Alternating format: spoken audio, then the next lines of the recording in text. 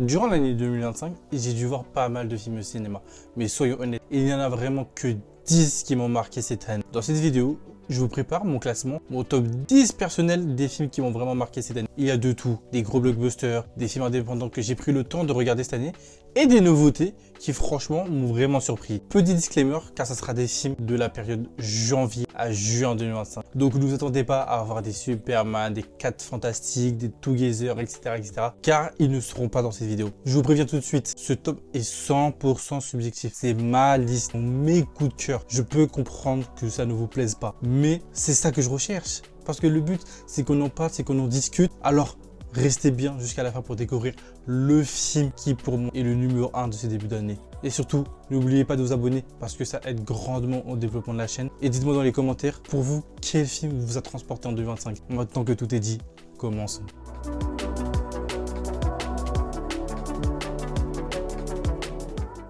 On commence ce top 10 avec un film de super-héros qui avait une pression monstre. Captain America Brave New World. C'était le premier film avec Sam Wilson portant officiellement le bouclier. Et la question c'était de savoir s'il pouvait succéder à Steve Rogers. Pour moi, la réponse est un grand oui. Le film nous plonge directement dans les nouvelles responsabilités de Sam, qui doit faire face à une conspiration politique alors que le président Ross, joué par Harrison Ford, lui demande de reformer les Avengers. Ce qui est réussi, c'est que le film n'est pas une suite de scènes d'action. C'est avant tout un thriller politique qui explore ce que signifie être Captain America dans un monde complexe et divisé. On voit Sam douter, se battre non seulement contre des ennemis, mais aussi contre un système. L'équilibre entre les moments spectaculaires et les enjeux plus personnels est vraiment maîtrisé. C'est une nouvelle ère pour le personnage et elle commence de manière très convaincante. Mais le problème, c'est que si vous le voyez à cette position, c'est que le film n'est pas tout à fait parfait.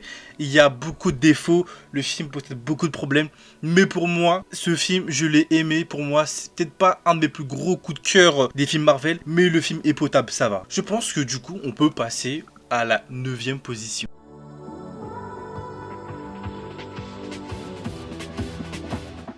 À la 9e place, un thriller d'espionnage qui revisite une formule connue mais avec une efficacité redoutable. The Amateur. Rami Malek y joue un cryptographe de la CIA, un homme de bureau brillant mais introverti, dont la femme est tuée dans une attaque terroriste. Face à l'inaction des supérieurs, il va les faire chanter pour qu'ils le forment et l'aident à traquer lui-même les responsables. Ce qui est passionnant et que j'ai bien aimé avec ce film, c'est que le film prend le contre-pied du super-espion classique. On ne suit pas un agent d'élite, mais là vraiment un amateur qui doit compenser son manque d'expérience sur le terrain par son intelligence et sa créativité. Rami Malek est parfait dans ce rôle d'homme ordinaire poussé par la vengeance. Et le film, réalisé par James Ho, est un thriller tendu et intelligent. C'est une excellente surprise qui prouve encore faire du neuf avec des thèmes classiques. Et vous en doutez, s'il n'est qu'à la 9e position, c'est que le 8e film possède un truc que ce film ne possède pas.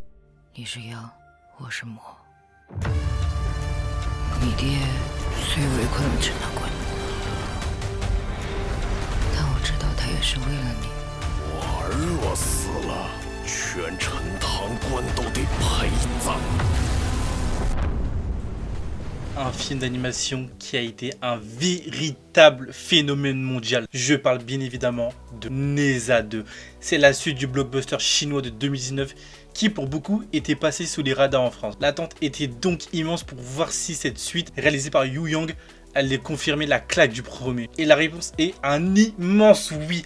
Les gars, le film reprend là où le premier s'est arrêté avec Neza, l'enfant démon avec le prince dragon Aobing qui a survécu mais ont perdu leur corps. Ce film est une pure merveille visuelle. C'est bien plus qu'un simple film d'animation. C'est une épopée mythologique spectaculaire d'une richesse et d'une ambition folle. L'histoire de Neza qui doit s'allier à l'esprit de son ancien ennemi pour le sauver tout en déjouant conspiration divine est à la fois épique et profondément touchant. On est en face d'une œuvre qui mélange action, frénétique, humour et une vraie profondeur sur l'amitié et le sacrifice. Un chef-d'œuvre d'animation qui prouve que le cinéma chinois joue désormais dans la cour de très grands.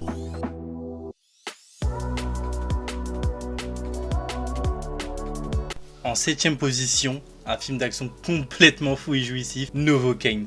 Le concept de base est juste génial. Un employé de banque, tout ce qui est de plus banal, joué par un excellent Jack Quaid qu'on voit de plus en plus en ce moment, qui est atteint d'une maladie rare qui l'empêche de ressentir la douleur. Quand sa collègue dont il est amoureux est prise en otage lors d'un braquage, il va devoir utiliser sa capacité pour la sauver. Le résultat est un mélange très efficace de comédie noire et de scènes d'action gore et inventive. Le film prend un malin plaisir à faire subir les pire service à son héros qui continue sa mission de sauvetage de façon quasi indestructible. C'est à la fois hilarant de le voir paniquer tout en étant une machine de guerre malgré lui et hyper prenant. Jack Quaid est parfait dans ce rôle d'anti-héros attachant. Une vraie bonne dose d'adrénaline et d'humour. C'est une super surprise.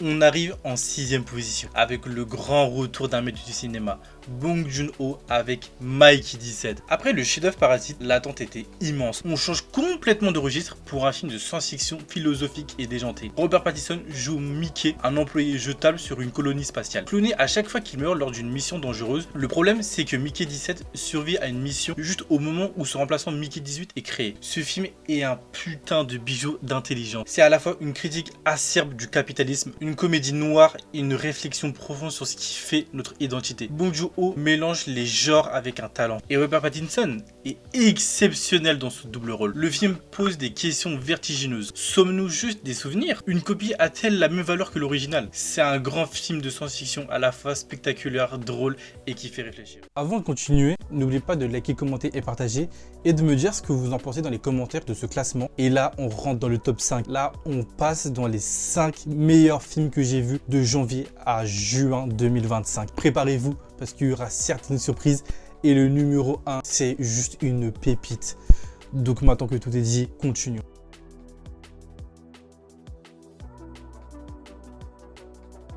On rentre dans le top 5 avec le retour d'une saga d'horreur culte, Destination Finale 6.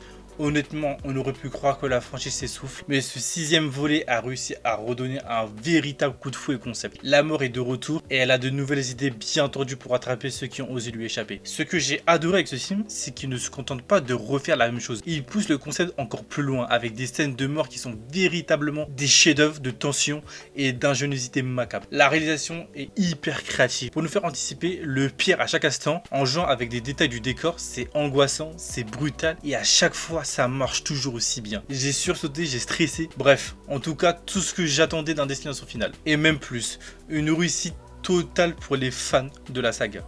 Mais j'ai pas compris le principe de pourquoi en refaire un autre. Je pense qu'on n'avait pas besoin d'en refaire un autre. C'est juste absurde. C'est comme si, là, demain, tu décides de faire un film où c'est des méchants qui doivent affronter un méchant. Ah bah, ça existe.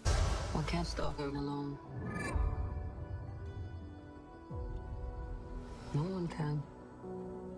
But we can find a way. Together. On rentre dans le top 4 avec un film de super-héros qui n'est pas comme les autres. Non.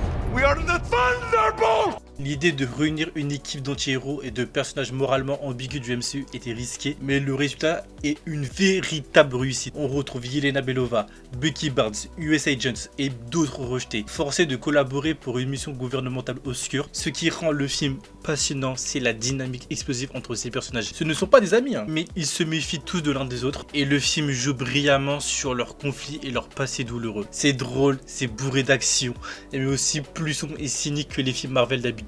Le film explore la frontière entre le bien et le mal, la rédemption et la manipulation. C'est un vent de fraîcheur dans l'univers Marvel. Un film de groupe dysfonctionnel et jouissif. Et franchement, ça fait longtemps que je n'avais pas vu un aussi bon Marvel. Et franchement, juste pour ça, merci Marvel.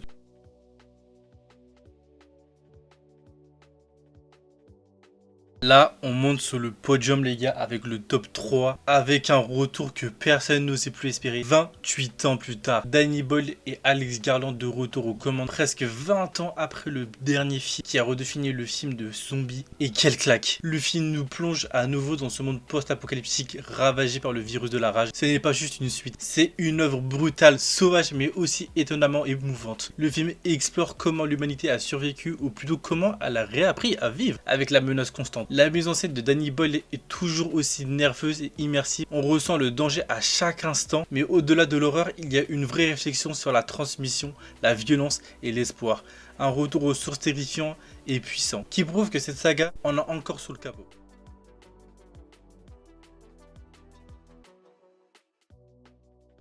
En deuxième position, un film qui m'a retourné le cerveau par sa mise en scène et son ambiance dingue, Signers, réalisé par Ryan Coogler. Le film nous emmène dans le Mississippi des années 30 et suit deux frères jumeaux, tous deux joués par Michael B. Jordan, qui est monumental de film et qui revient dans leur ville natale pour ouvrir un bar, mais leur retour va réveiller un mal surnaturel et des secrets de famille enfuis. C'est un film de genre ambitieux, un conte gothique qui mélange thriller, horreur et drame historique avec une maîtrise folle. L'atmosphère est poisseuse, presque mystique et la réalisation de Ryan Coogler est juste incroyable. Il ne s'agit pas là juste simplement de nous faire peur avec des vampires, mais d'explorer des thèmes profonds comme le péché, la culpabilité et le poids de l'histoire. C'est une œuvre à la fois terrifiante et d'une grande richesse, portée par un casting impeccable. Un film qui vous hante longtemps après l'avoir vu. Juste avant le numéro 1, je voulais vous faire 3 mentions honorables pour des films qui méritent presque d'être dans le top. D'abord, Dragon. Le remake en live action a réussi l'impossible, retrouver la magie de l'original tout en ayant sa propre identité. La relation entre Harold et Croque-Mou est toujours aussi touchante. Ensuite,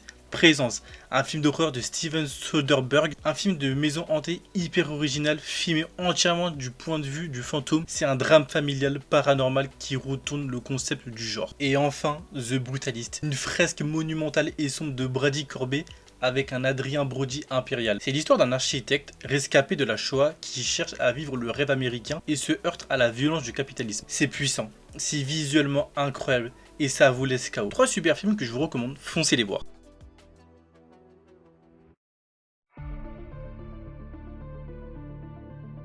Alors là les gars, on est sur le film pour moi qui a défini l'année 2025. Celui qui a tout le spectacle, la tension, l'émotion. Il s'agit de F1, réalisé par Joseph Kosinski, le maître derrière Top Gun Maverick. Ce film est une pure décharge d'adrénaline. On y suit Sonny Hayes, une ancienne gloire de la F1 jouée par Brad Pitt qui sort de sa retraite pour aider une écurie en difficulté et coacher un jeune pilote prodige. Ce qui rend ce film absolument exceptionnel, c'est sa réalisation. Kosinski a placé des caméras directement dans les cockpits et le résultat est d'une intensité jamais vue au cinéma. On ressent la vitesse, le danger, chaque vibration. On a vraiment l'impression d'être à 300 km/h dans le circuit. Mais au-delà de la claque technique, c'est une histoire humainement incroyable, touchante sur les secondes chances, la transmission et la passion qui dévore une vie.